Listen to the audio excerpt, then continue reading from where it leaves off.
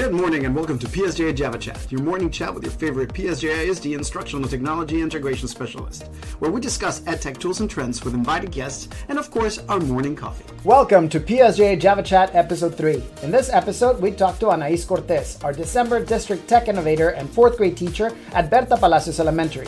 Mrs. Cortez has been honored as December's Tech Integrator of her campus due to her creativity, mindset, and open attitude, which allowed her to deliver engaging and innovative lessons in her classroom. Her enthusiasm for technology motivates both her students and colleagues. Hi, good morning, everyone, and welcome to our Java Chat. This morning, we're going to be having conversations with an amazing teacher at Berta Palacios Elementary, Annahiz Cortez. My name is Valentin Guerra, and we have also in our department, here is Zenaida Elizondo joining us. And let's start right off. Good morning, Annahiz. Hi, good morning. So just to start things off, can you tell us a little bit about you and your journey, what ignited to use technology in education that will make you become or get this title of our District Technology Innovator? I was actually very surprised to get the District Technology Innovator, so that was awesome. My technology journey started when I first started teaching. Back then, it seems very basic with Quizlet and Kahoot. Obviously, technology has tremendously enhanced since then, and students are more receptive to it as well, and they learn it a lot faster, I think, now in comparison. Yeah, I did. How long have you been a teacher? This is my 15th year. And do you remember when you started being a teacher? What, like you said, you were using Kahoot, and now and Quizlet. And Quizlet, yeah.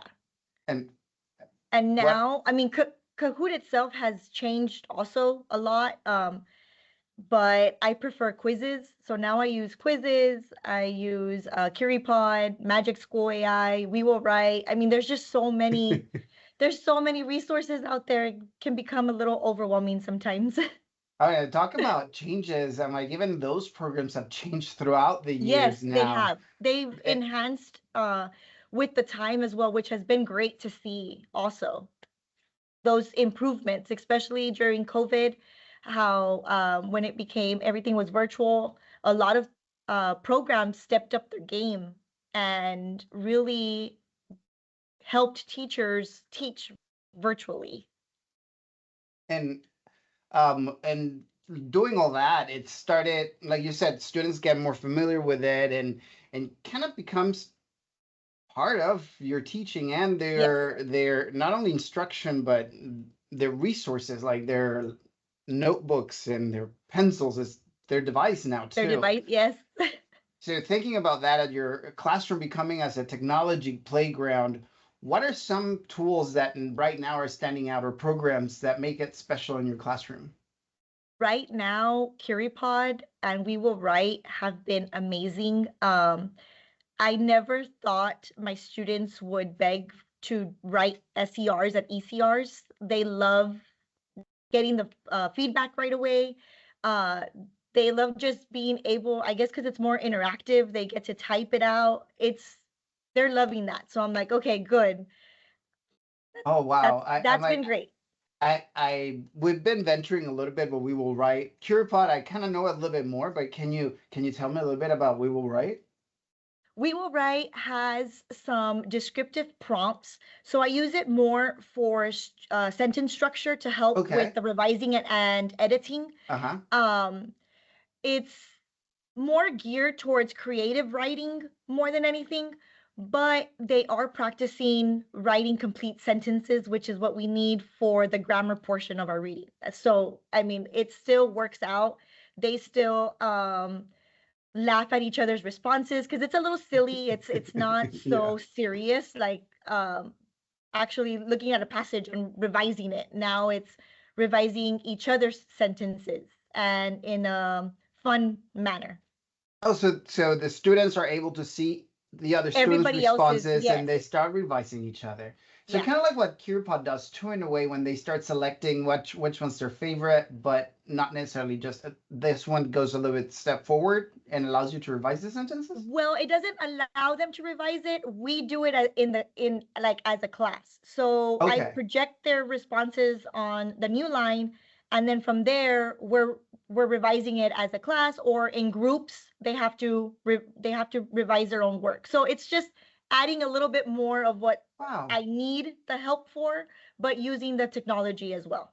Well, I'm like, that makes me think about higher level of thinking, more critical thinking. If you're Yeah. able to revise somebody else's work, because sometimes we're more critical with our own sentences. With Like, ourselves, I'm yes. horrible. I'm horrible at revising my own things.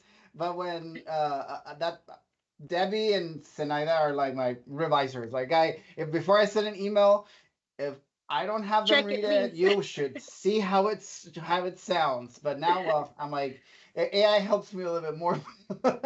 Yeah, AI's been great. So how do you deal with balancing technology and learning? Like, I know that it can get a lot of fun, it can get a little distracting. So how do you weave it into your lesson plans to make it more, I guess, magical without a distraction? I think consistency, where it becomes part of the classroom routine. It's nothing out of the ordinary. At the beginning, yes, at the beginning, they get super excited. They're like, this is new. And it's hard to get them to like calm down. But then once they see it 3, 4, 5, 5 times, Uh-huh. it's like everyday type of thing. They're like, oh, okay, it's just part of the lesson. It's just part of learning. It's Cool. no biggie. So consistency. Yeah, we've actually looked at some tools and we're really like, oh my God, they have too much in it. We can just not even imagine. I'm like, do you have any examples of anything like that any tools that you've tried to use and it was like crazy and then they got used to it? Let me see. Well, we will write. I started, we will write, and at first they were like, because it's geared more towards creative writing, and they're not used to that type of writing. Hmm. So it was just like, and what do you mean? And it was chaos. And then we reflect. So after I bring in new technology, Hmm. we reflect as a class to see how we liked it, what we liked, what we didn't like, what we can do better for next time, stuff like that.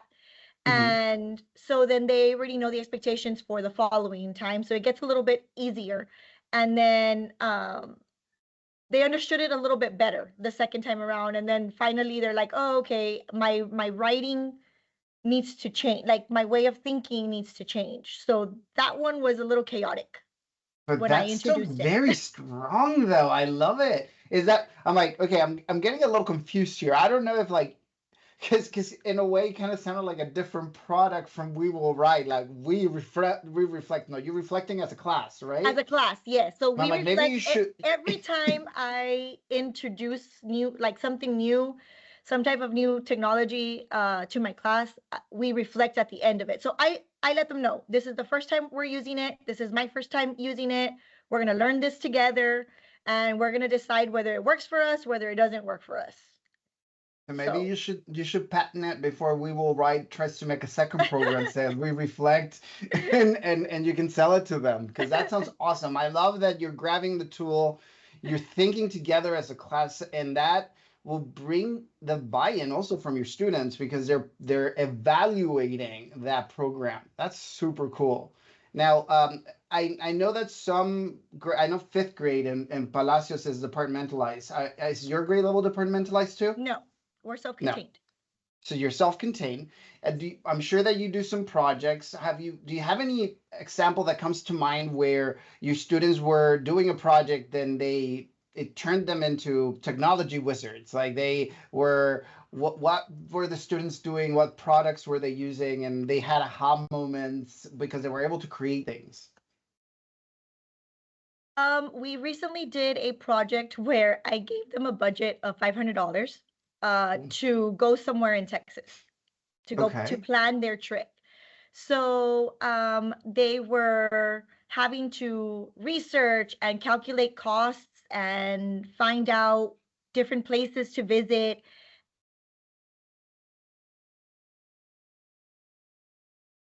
I think Down we for lost. everything. And We is the lost you connection for a bad? second.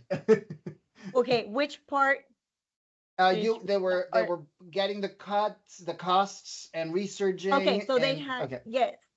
So they researched places to go in Texas. They had to find out how much it would cost for their family to go.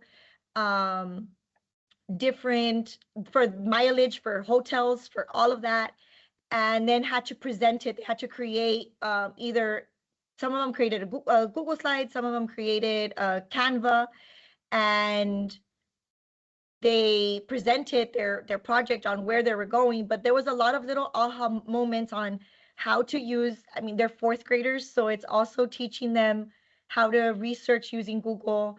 They used AI on Canva, so they were excited about that. So that one was really, really great to see all the little aha moments. Wow, that is a great project and a great idea. How did you come up with it? AI. Awesome! I'm so proud of you because I'm Thank you, like, Wade. you were describing it. It was like even if you wanted to, and I don't know, it might be a little step too high. I was like, because I'm an Excel. I love sheets. I'm like, you can even bring in Oh, yeah, sheets. same. You I did love you use sheets, it? but Oh, I okay, did awesome. not bring in sheets. I did Okay. not, but I love them personally. We did Maybe someday a you'll feel cost table. confident enough. Yes. So we hope that classrooms are a mix of tech-savvy students, and we all know that some of them Yes. have, some of them are like our go-to techies, and those might need a little bit extra step, just like us teachers. Some of us might be more tech-savvy. Some of us might be a little reluctant. How do you ensure that everybody is on board when using technology? Patience. Lots and Okay. lots of patience and having tech helpers. It helps your tech savvy kids have help with their leadership roles, and then it also helps the ones that are not so tech savvy be okay with asking for help. And sometimes I'll also just pretend, I'll be like, guys, I forgot how to do this, and my can you help me and stuff like that. So giving them that confidence that not everybody knows how to work technology, and it's okay. I have somebody that asked a question. Let me see real quick while we're having a conversation. Good morning, Ms. Palacios. Oh, The what is the checking code? the checking code will be PSJ Tech. It should be just PSJ Tech, and if not, like just let me know, and I'll make sure that I'll check you in after uh, the podcast. So, sorry, Annahiz, can you? It's okay. Okay, perfect. We know that there's different tools. You were talking about tools like Canva, and those are great for creativity. They're also really good for collaboration. They have a whiteboard. Yes. How are ways that you think technology can spark the creativity and collaboration among your students? Well, Canva specifically, Hmm. since you mentioned that one, it really helps them showcase, like, expand how they want to create like backgrounds and that creativity, because on Google Slides it's very basic, it's very just like Hmm. one color, or it's harder to add different elements to it. And on Canva it's a lot easier to add different pictures and elements. Now it's just teaching them that they don't need to have 100 different pictures on one slide. So it's just showing them that also. Oh, wow. So, is this something that because I know that you're at an IB school. Yes. So, do you use Canva or Google Slides for the IB projects for them when they start presenting? For during, like, I guess the regular school year from like August to Uh-huh. STAR testing, I give my students the option to use Google Slides or Canva. And Okay. then once we go towards our IB, like our main IB project, I do focus more on Canva to get them give them that familiarity with Canva.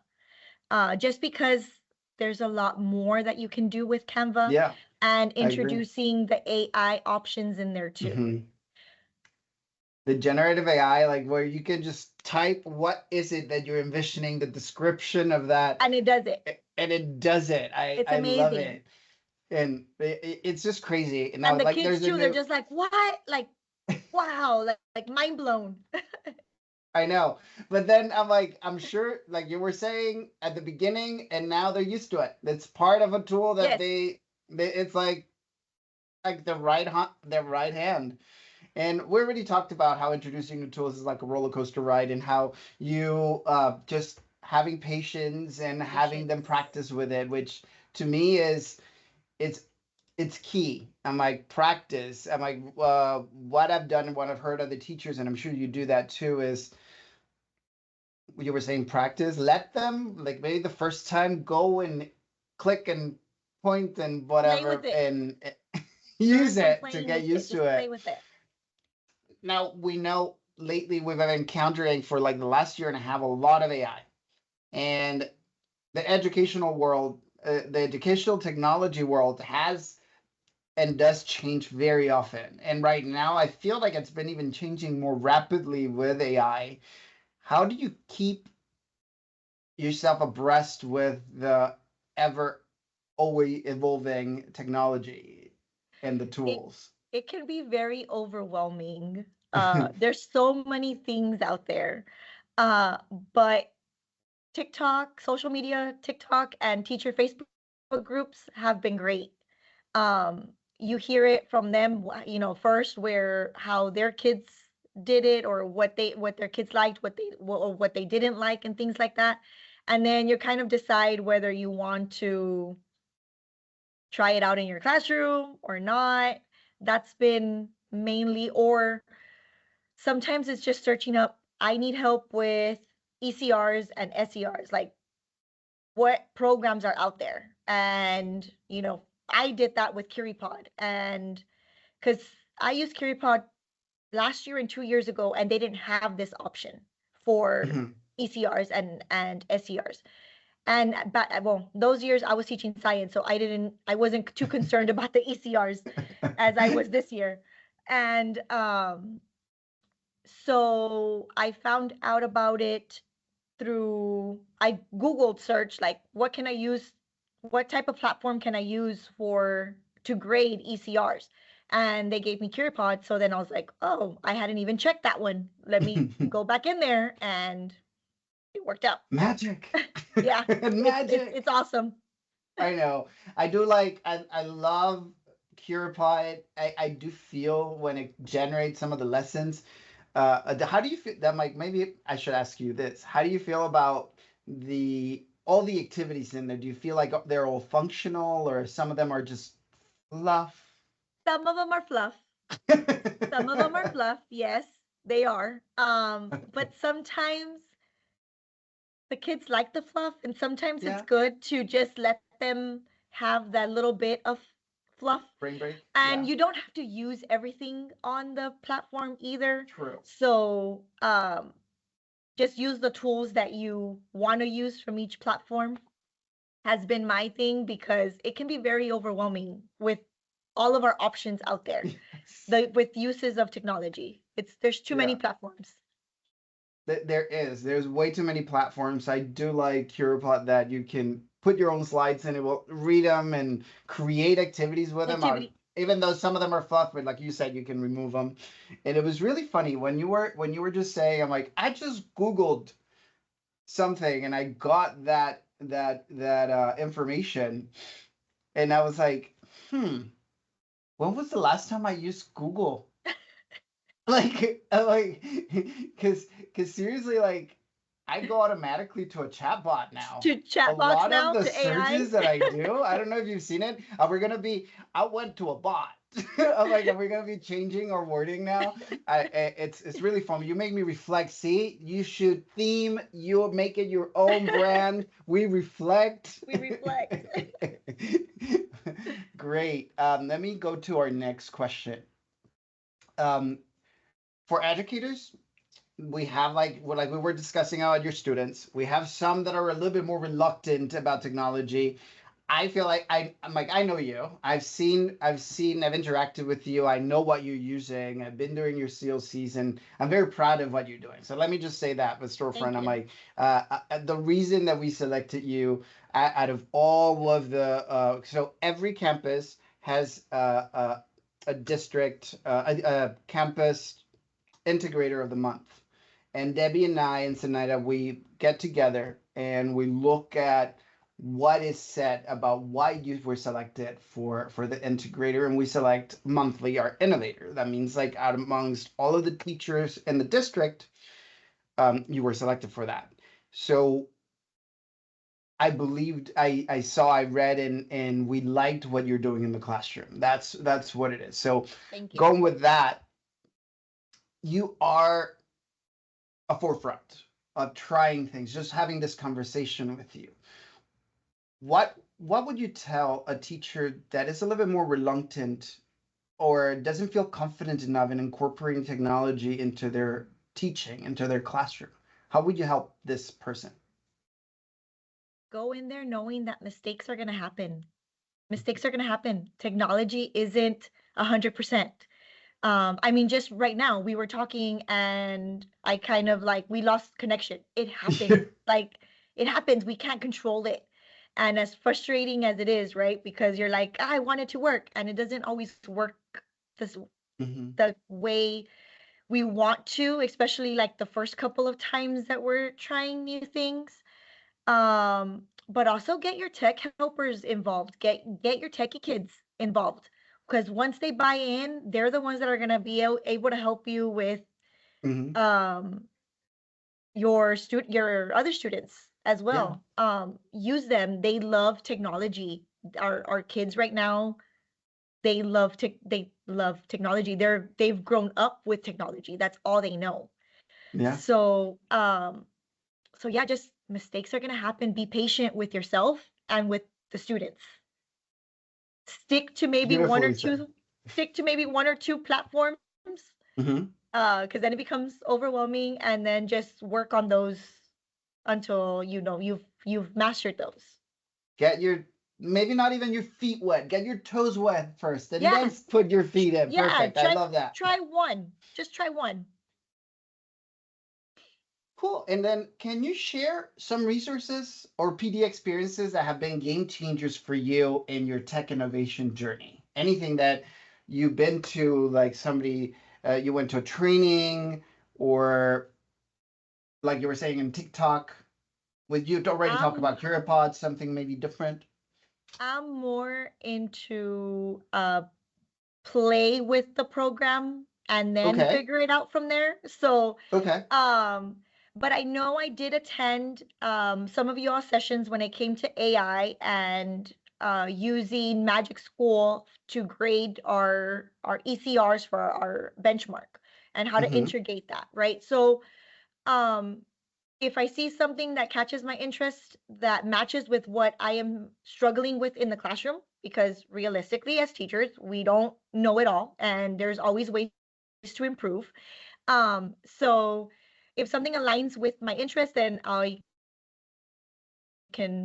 join one of the PD sessions.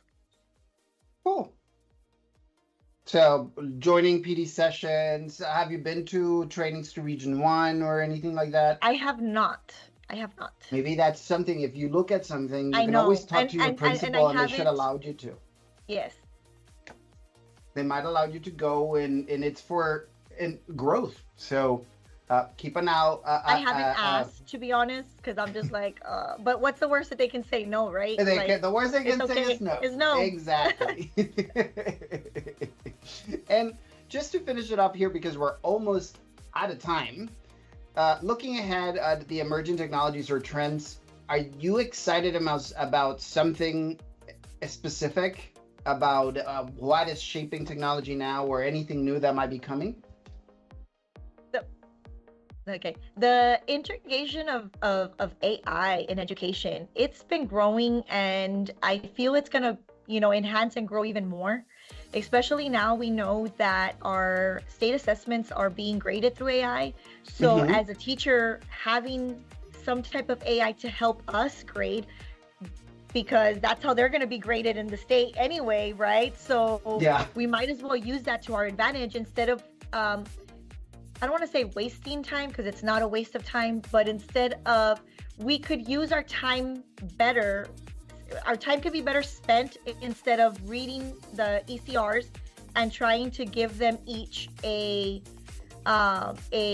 feedback. Instead of the ECRs being graded by AI, they get the automatic feedback, and then they're able to revise it and learn from their own mistakes.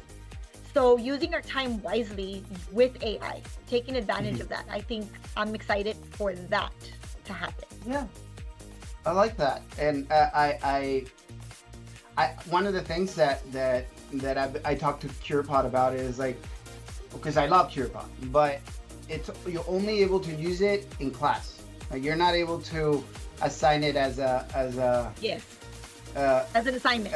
As an assignment to go home or whatever. So even if I don't know if you've ever used or built a chatbot for ECR on, like, let's say Magic Student or on Spaces and School AI. If you know, we can do it together. But if you do, let's say, set up an ECR auto grading and you want to send it for homework, or you want to put them in groups, or individual would be better actually, and they get their own automatic feedback, and then they're able to revise it and they can submit another response right then and there in the same spot, and like get feedback again. And get feedback like that. Using your time wisely. That would be great, and you can do that with Magic School and with School AI with Spaces. So great. And we did have a comment by Ms. Palacios that these are wonderful apps that they not only help students, but they also help educators, and they help us, your specialists, and your curriculum writers. They've been helping us out throughout. Thank you, Annahiz. This was such a fun morning. I feel like we digged a lot into what you're doing in your classroom. I want to come see more of you in the classroom, if that's okay. I will visit whenever. If there's anything that you need from me, feel free to reach out to me, reach out to Debbie.